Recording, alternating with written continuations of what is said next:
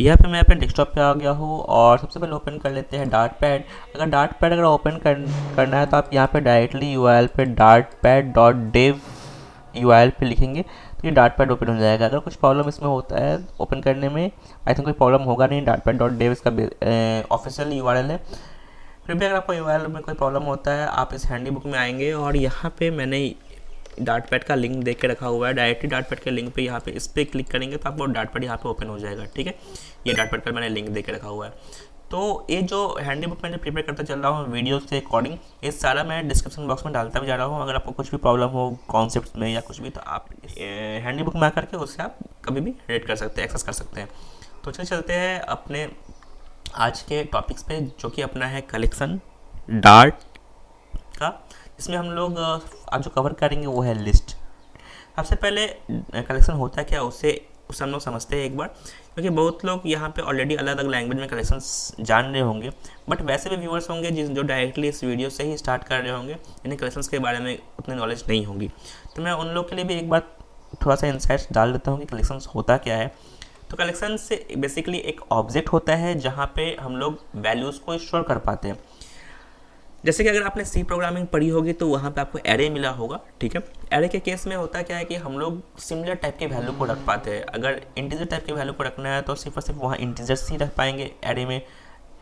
अगर कैरेक्टर्स को रखना है सिर्फ और सिर्फ वहाँ कैरेक्टर ही रख पाते हैं। लेकिन लिस्ट के केस में क्या होता है, वहाँ पर हम लोग मल्टीपल टाइप्स के वैल्यू को भी स्टोर कर रख पाते हैं। मल्टीपल टाइप्स के वैल्यू को स्टोर करने का मतलब कि अगर लिस्ट हम बनाते हैं तो उसमें हम लोग कभी इंटीजर रख देंगे, मन हुआ उसमें अगर ज़रूरत हुआ तो हम लोग बुलियन में डाल सकते हैं। ठीक है, तो ये जो होता है वो लिस्ट में हम लोग इजीली डाल सकते हैं। देखेंगे कब कब डालेंगे, क्या डालेंगे, सारा कुछ प्रैक्टिकली समझेंगे।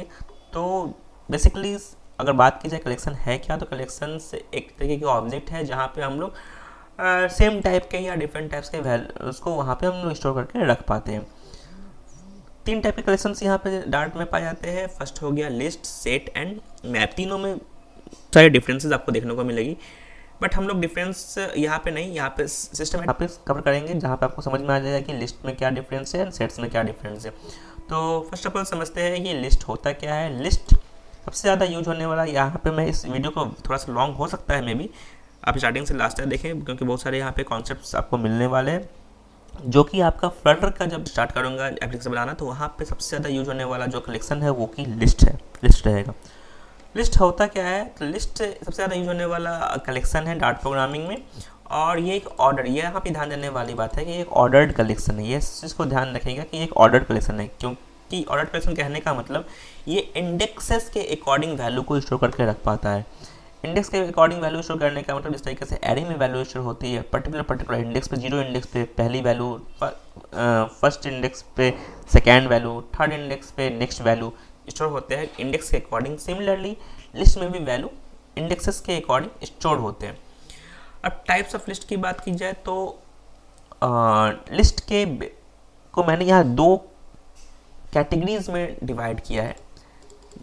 फर्स्ट जो हो गया 2 टाइप्स के लिस्ट हो गए रिप्रेजेंटेशंस के अकॉर्डिंग, और सेकेंड जो मैंने यहाँ पे कैटेगराइज करा है लिस्ट को वो भी 2 टाइप्स के हैं बेस्ड ऑन साइज के अकॉर्डिंग भी, जहाँ पे हम लोग ग्रोएबल लिस्ट को जानेंगे और फिक्स्ड लेंथ लिस्ट को जानेंगे और ग्रोएबल लिस्ट को जानेंगे।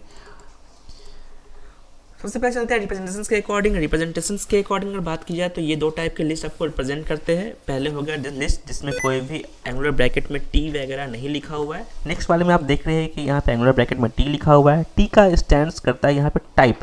यहाँ पे आप जो टी है वो स्ट्रिंग लिख सकते हैं। स्ट्रिंग लिखेंगे तो सिर्फ और सिर्फ एक ही टाइप्स के वैल्यू को स्टोर करके रखेगा, स्ट्रिंग टाइप के। अगर यहाँ पे इंट लिख देंगे तो सिर्फ और सिर्फ इंटीजर टाइप के वैल्यू को ही स्टोर करेगा। ठीक है, वहीं अगर सिर्फ और सिर्फ लिस्ट अगर लिखा हुआ वहाँ पे कोई भी टाइप हमने डिफाइन नहीं करा है तो किसी भी टाइप के वैल्यू को स्टोर करके अपने अंदर रख सकता है। ठीक है, टी कहने का मतलब सिर्फ और सिर्फ यहाँ पे इंटीजर और स्ट्रिंग की वैल्यू कोई नहीं। यहाँ पे अगर क्लास रखेंगे तो किसी भी आप स्पेसिफिक टाइप का क्लास बना लीजिए, उस टाइप के ही ऑब्जेक्ट को यहाँ पे रख पाएंगे। चलते हैं यहाँ पे दोनों का एक एग्जाम्पल हम लोग देख लेते हैं कि किस टाइप से हम लोग इसको डिफाइन करते हैं। तो अब देखेंगे लिस्ट जो कि एक सिंपल टाइप का लिस्ट है, जहाँ पे हम लोग एक एग्जांपल को देखेंगे। यहाँ पे लिस्ट क्लास हो गया, यहाँ पे उसका ऑब्जेक्ट बनाया गया है, और चूँकि ये किसी टाइप का डिफाइन नहीं किया गया है इसलिए हम देखेंगे कि यहाँ पे 1 2 और ट्रू लिखा हुआ है, जो कि 1 एक इंटीजर है, ट्रू 2 जो है वो एक स्ट्रिंग है, और ट्रू जो है एक बुलियन है। ठीक है, तो डिफरेंट टाइप्स के वैल्यू को शो कर चलिए हम इसे ही कॉपी करते हैं और डार्ट पैड में इसे आपको दिखाते हैं। यहाँ पे हमने एक लिस्ट बनाया, ठीक है, और यहाँ डिफरेंट वैल्यू है। चलिए इसे हम एक बार प्रिंट करके दिखाते हैं आपको। प्रिंट करते हैं, एक बार में पूरे वैल्यूज़ को एक बार में प्रिंट करते हैं। ठीक है, आपको मैं पर्टिकुलर वैल्यू को भी एक्सेस करके दिखाऊंगा, बट पहले मैं ऐसे एक बार प्रिंट करके दिखा देता हूँ। इसे हमने रन किया और ब्रैकेट के साथ में आ रहा है। ठीक है, पूरा का पूरा लिस्ट एक बार में प्रिंट हो रहा है, बट हम चाहते हैं कि इस टाइप से प्रेजेंट ना कर करके, जैसे लिस्ट हमने रिप्रेजेंट किया पूरा का पूरा लिस्ट उसी टाइप से दिख रहा है, लेकिन ऐसा तो हमें ज़रूरत नहीं पड़ता, हमें पर्टिकुलर वैल्यू निकालनी पड़ती है। तो उस केस में हम लोग क्या करते हैं, वैल्यू को निकालने के लिए फॉर लूप या फॉर इच लूप या फॉर इन लूप का यूज़ करते हैं लिस्ट को एक्सेस करने के लिए। तो मैं उसको दिखाता हूँ, आप सिंपल फॉर का भी यूज़ करेंगे, मैं यहाँ पे डिफरेंट फॉर को भी दिखा दूंगा। तो एक जो स्पेशल टाइप का जो फॉर है मैं आपको बताता हूँ, फॉर इन लूप डार्ट में एक स्पेशल टाइप का है फॉर इन। तो अगर बात की जाए तो ये कैसे होगा, तो यहाँ आप देख ले, डायरेक्टली यहाँ पे ए लिखे, ए इन, ठीक है, लिस्ट। ठीक है, तो मैं दिखाता हूँ 1 मिनट, और प्रिंट ए।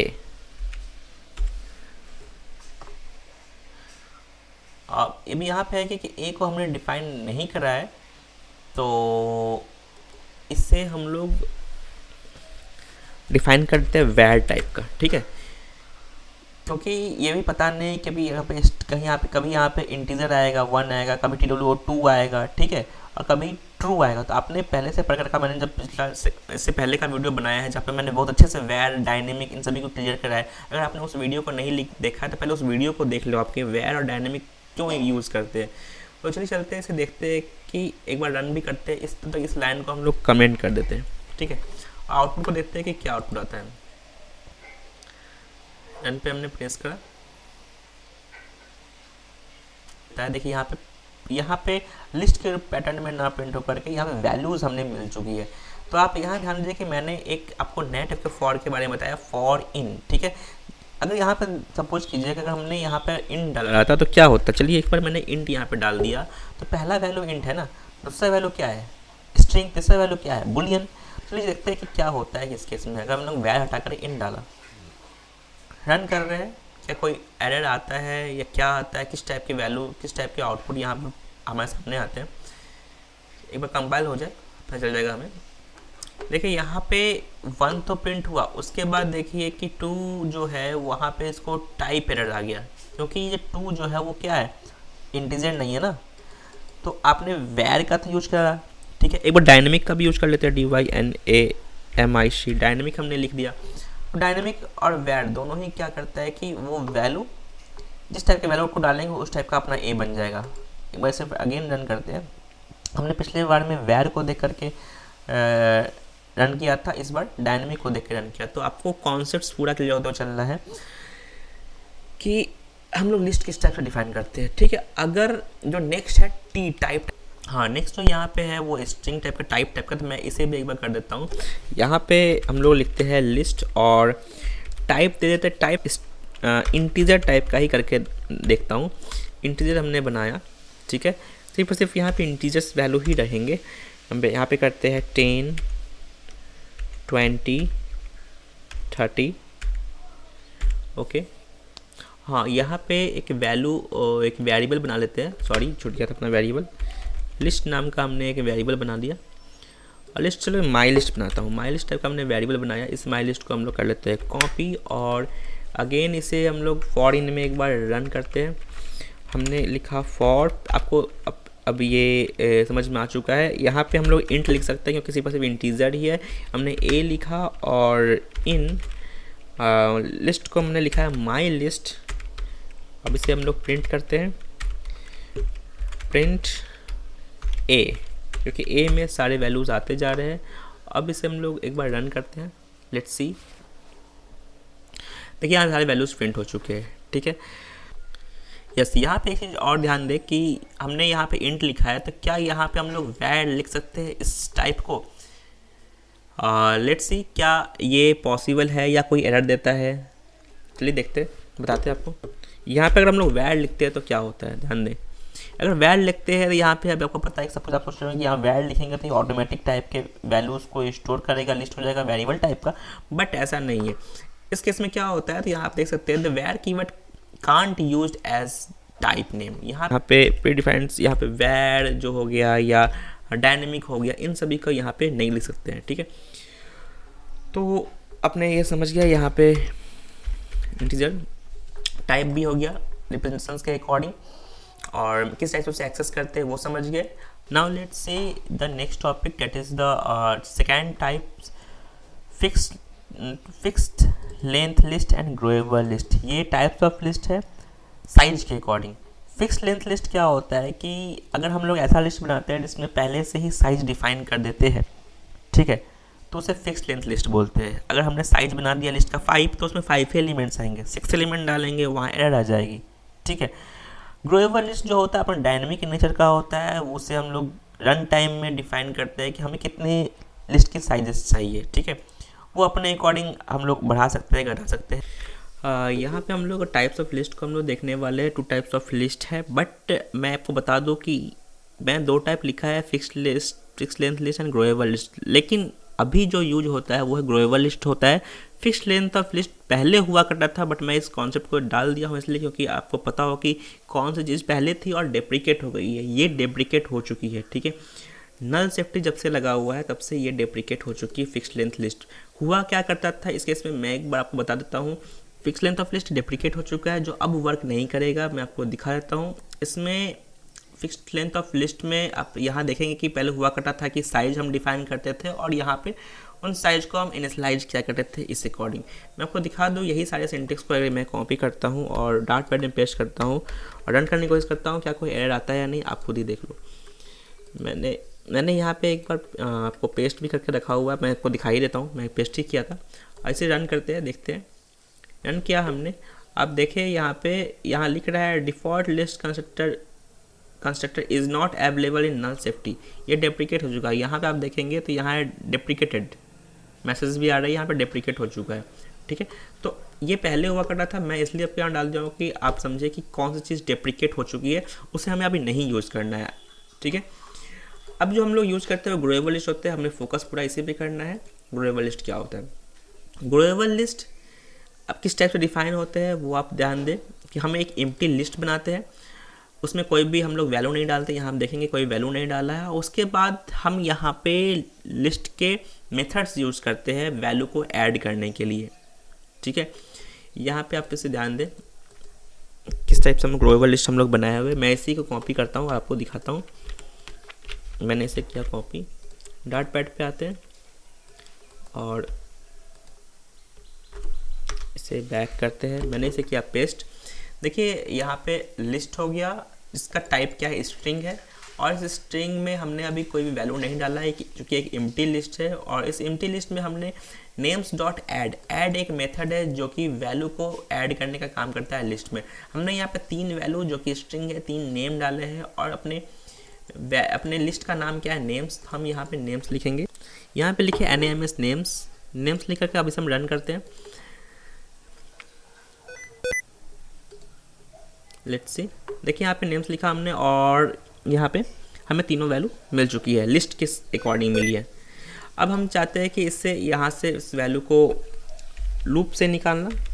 तो एक और टाइप का मैं आपको लूप बताता हूँ, for each loop. For each loop से कैसे वैल्यू निकलते हैं आप वो ध्यान दें। NAMS नेम्स लिखेंगे जो कि अपना लिस्ट का नेम हो गया। यहाँ पे आप लिखे फॉर ईच लूप, इच का ई बड़ा होगा, ठीक है, ये ध्यान दें।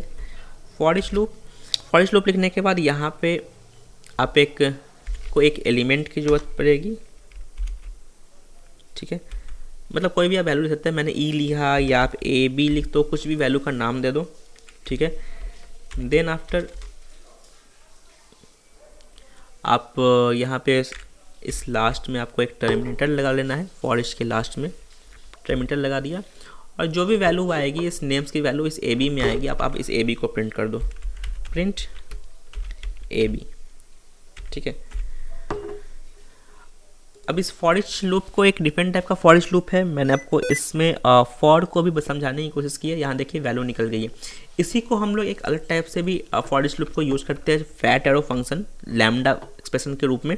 उसे भी मैं आपको दिखाता हूँ, NAMES names dot for EACHH, ठीक है।